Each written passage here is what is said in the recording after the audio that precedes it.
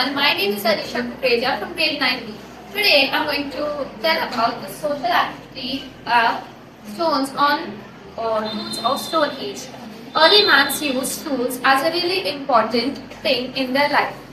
Tools were made up of rough stone and were carved according to their needs, such as for digging use, for security and protection, and for cutting the meat and scraping animal skins. Good morning, everyone. My name is Meza from 9th grade. Today I am going to explain about tools that were used in the Stone Age. So there were three periods of Stone Age: the Paleolithic period, Mesolithic period, and Neolithic period.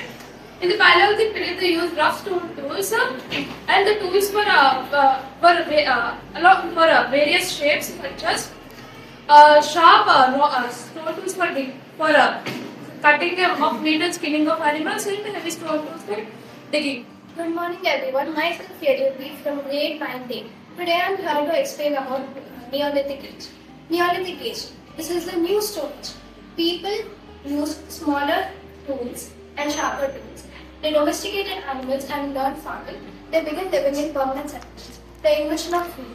The invention of wheel is one of the greatest inventions ever in the human history.